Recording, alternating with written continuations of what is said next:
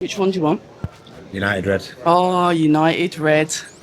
Here we are in miserable Nottingham. It's a bit It's not. I prefer Manchester, if I'm going to be honest. Well, you could really, that statement could be made virtually anywhere in the world, couldn't it? I mean, you're only not going to say that line if you're in New York, Vegas, Miami, Dubai. Take them ones out of the equation, and Manchester's always going to top it, isn't it? I do love Manchester. It's very welcoming. I do like Liverpool as well. Sorry. Oh, mate, I do. Right, okay, because I know it gets a bit techie with you guys, doesn't it? There's always that rivalry there from a football point of view, but I love Scousers. The thing is with Manx and Scousers, the reason we clash is through football. Throw all that to one side, and we're very similar people. I know you are. Do you know what I mean? Even though I will say, Scousers are more friendly. Do you think? I think Mancunians can be a bit miserable. I think a lot of Manx are a bit abrupt. Yeah. I think Scousers, I know what you're saying, they're a bit more happy-go-lucky. Yeah. No, I'll take that one. But Brummies are the same, though. Brummies and Manx are similar. I think that's why sometimes someone said to me the other day, the girl behind the bar, they wanted to get a coffee. And she went, "Is everything all right?" And I went, "Yeah, you?" And she went, "Yeah." She went, "You just look miserable." I went, "Oh, thanks for that. That's nice of you." I was like, "I'm not miserable." No, definitely not miserable. She went, "All right, well, how come you're not smiling then?" I've got nothing to smile about, really. We're going to come to order a coffee. I'm not going to walk over and say, "Hey, you all right? Can I have a coffee, please?" Anyway, that might be the Mank thing. Might be, but listen, we are here and you're back with Dave Allen. But you know what, Jamie? There's so much that has gone on. I've got a lot of praise for you as a coach, as a family. You and Nigel Travis. I like that word. With your fighters. That's what it is. It's more like a family. I see that. Yeah. I've been in the gym a couple of times now. Yeah. I've watched you grow fighters. Yeah. I've watched you stay with them. And there was always that family mentality with you guys in the gym. I want to touch on, and we're going to speak about Dave Allen in a bit because there's loads to speak about with him. I spoke to Shantel Cameron. Oh, yeah. The other day. Obviously, she's gone to Most Valuable Promotions. She's got a debut with them coming up. Yeah. And there was so much ground that was covered with her. And one of the things that we spoke about was her returning to you. Right. Now, as a coach, and I always say, educate a fool. You grow these fighters. You're with them on their good days, their bad days. You're in the gym practically every day of the week. Yeah. You're with them a lot of hours. Yeah. And we only see you in the corner for those 36 minutes, how many minutes it is. And sometimes I think coaches are taken for granted. Sometimes. Yeah. So, but Shantel, she came back. Why did you take her back? It's not a straightforward answer that, in all honesty, but ultimately when you get to the end of it, me and Shantel always had a really good relationship. We're really good mates, and even when we went our separate ways, we never fell out. We wasn't in touch like we was before, but we was communicating every now and again. We'd text each other and stuff like that. And for whatever reason that happened, and we can talk about the Katie Taylor loss, and she took it really badly, and she's openly admitted that, and I get that, and I do understand it. I think one of my best traits as a person is I've always been able to sort of sit back and look at it from the other person's point of view. And even though you can always... So let's start again. People are selfish. The vast majority of people are selfish, and there's nothing wrong with that because you ultimately have to look after yourself. And most of the time, when something happens, when someone makes a decision and it affects you, you don't think. Your first instinct isn't, I understand it from their point of view. Your first instinct is, I can't believe you've done that to me. That's everyone's first instinct, yeah? But I'm pretty good, I feel, like, not long after that thought of going, right, okay, I wonder why they've come to that conclusion. Is it something I've done? Was it my fault? And it wasn't my fault. Katie Taylor's a phenomenal fighter. It was a close fight. Katie won it. on points. There was a lot of things where you can dispute, but ultimately she won the fight. And Shan didn't take it that well, which is probably part of one of the traits why she's such a good fighter, because she doesn't like to lose. And, you know, it took her a long time to sort of get to the place where she's okay with it and comfortable with it. And in all honesty, the reason why I feel like the atmosphere is so good in our gym is because it's not about boxing.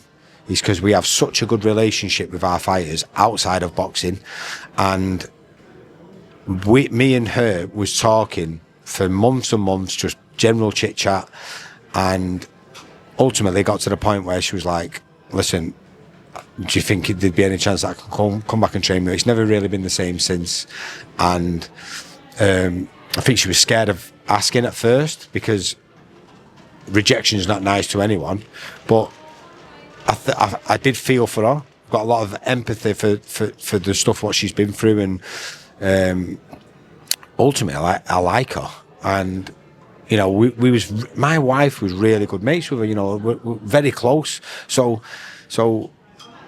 her saying that and getting to the point where she was like, "Listen, I apologise for how I was, you know, around that situation. You know, I wasn't in a good place."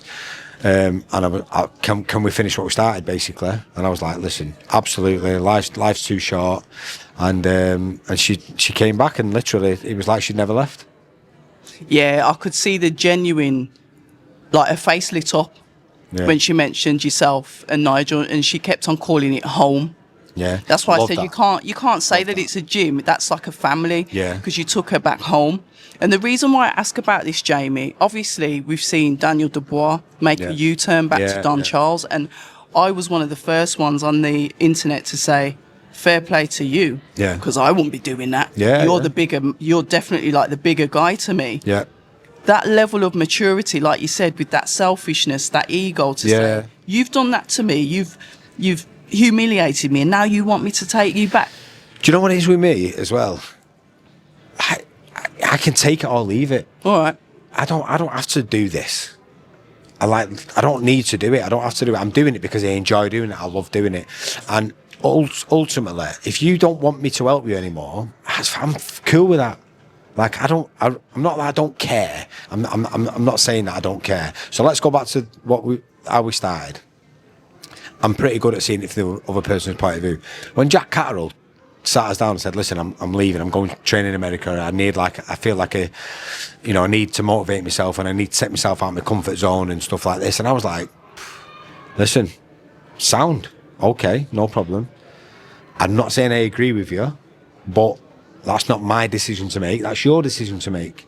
And you know, I'm not saying it's a nice feeling, because it's not a nice feeling.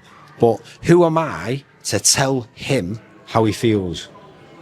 But by the same rule, he doesn't tell me how to feel as well. But I'm not going to allow somebody else's decision to decide how I then feel. So I feel like if you're honourable with it, and I did this. So we had the conversation on the Monday. On the Friday, I rang him because I knew he was going to America, and I said, "Jack, listen, I just wanted to wish you all the best. Hope it all goes well. You know, and I'll speak to you after the fight," because I genuinely mean it. Even though I might not agree with his decision, he's still a beautiful guy. He's got a lovely family. We was really close. I was an usher at his wedding. So you can shut the fuck up. I didn't even get invited to your wedding. I won't worry about it. It doesn't come on my channel either. Bye, Carl. Yeah. Yeah, no. Everything, Carl. Everything. Yeah. Hey, by the way, I've lost 27 pounds. You be careful. I'm going to call you out for misfits. See, I've lost my tangent now. He's fucked me up. Yeah, you said that you was even an usher at his wedding, and that. No, exactly. So I played paddle with him a couple of weeks ago with nice one. me, Nige, Pat Brown, and Jack.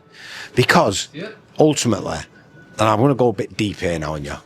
Go really bit deep. Look what happened with Ricky, right? You never know what's round the corner, and people will have regrets about stuff, and God forbid something happened to me to Nige, to Jack. God forbid. But everyone, conscience is safe, and we can go, do you know what? We had a great time. He should have been undisputed world champion. We all did it together, and I'm proud of that. God, imagine getting to the stage where you're that bitter about someone making a decision, what they think's best for them, and giving yourself regrets forever. I'd rather not do that. I'd rather just be forgiveful and just go, do you know what? Life's too short. Basically, the long and short of it, life's too short. That maturity level, and I understand that, because you're right. You just don't know. You don't. Would you? I'm not saying that that's going to happen, but if Jack was the one that made that phone call to you, would it be open arms for him as well? I'm not saying that. I'm not saying yes. I'm not saying no. I'm just saying it doesn't really matter to me. Like, and I'm going to sound selfish in my own entity here now, but I'm at peace with everything I ever do because it all comes from a good place. And obviously that would have, if that conversation ever happened, it would have to be an as and when, whatever the situation was at the time. But, you know, the main thing for me is that me and Jack are okay. You know, never mind boxing, forget boxing, fuck boxing. I'm not bothered about boxing. He's a good man. I like him. He's a nice kid. That's the main thing for me. Very, very mature.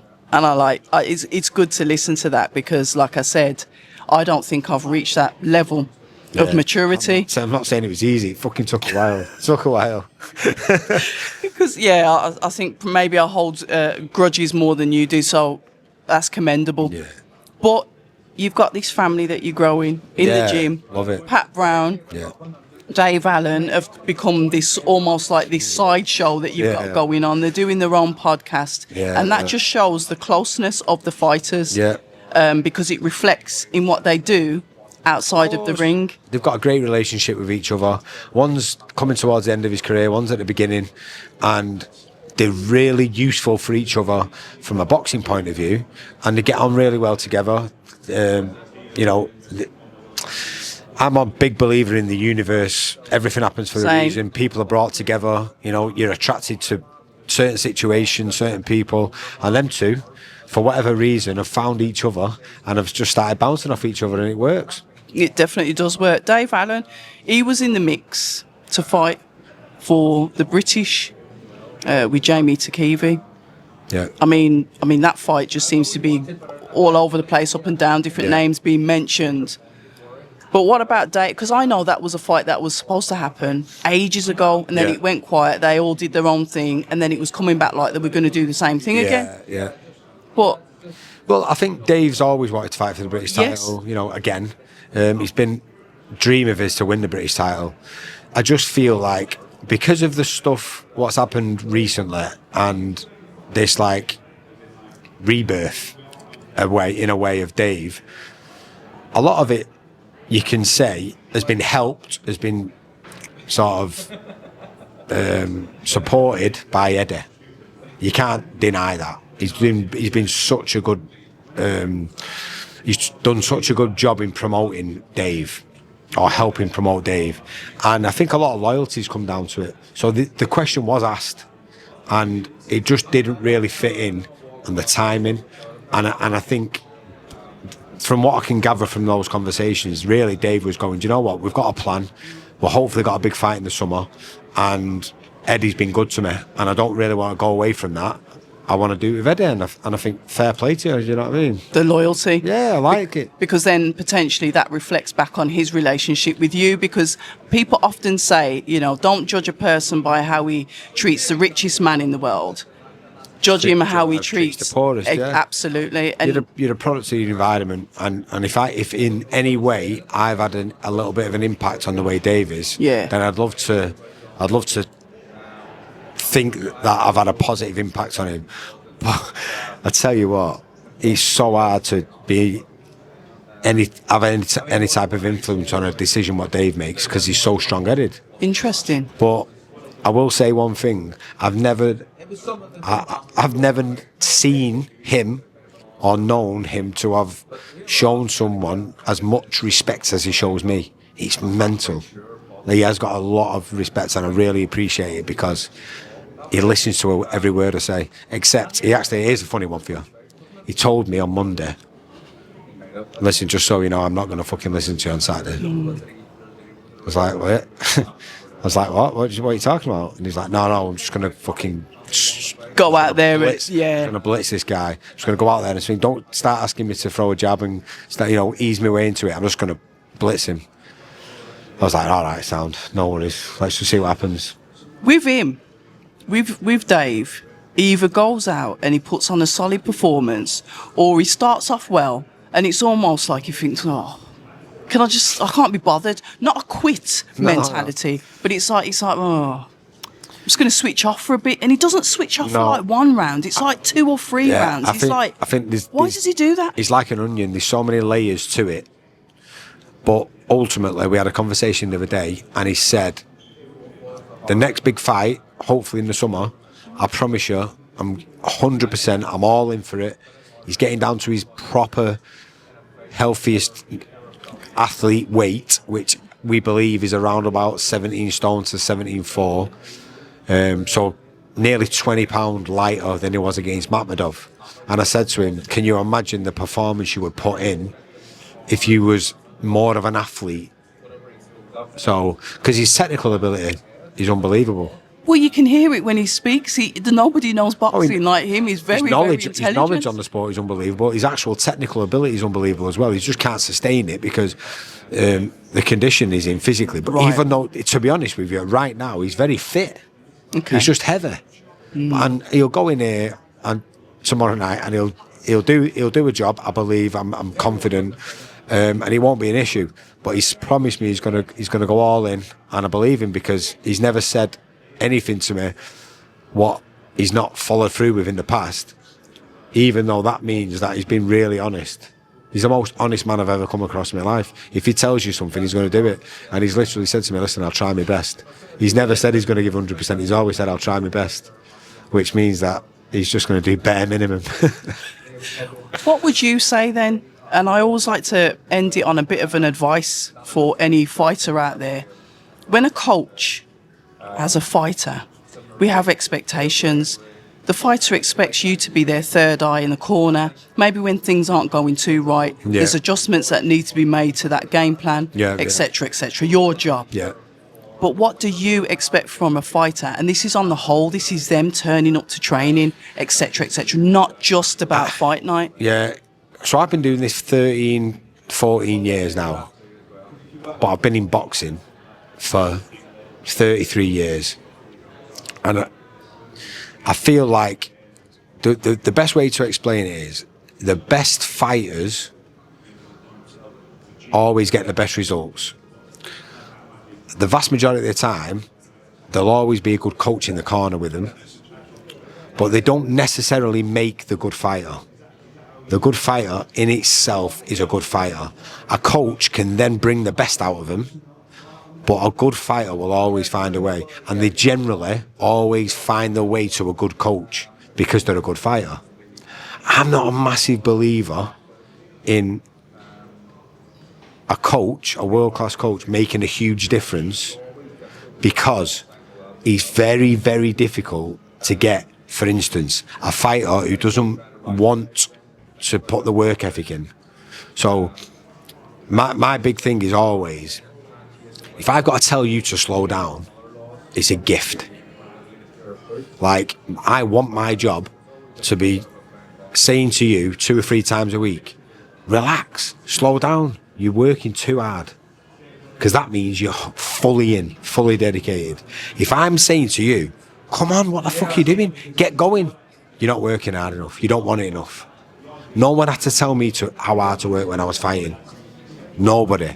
And I always remember having that conversation with Oliver. He said, you're a gift to me because I don't have to tell you how to work, I have to tell you how to slow down. And I was like, and it's always stuck with me. And I recognise it in fighters now.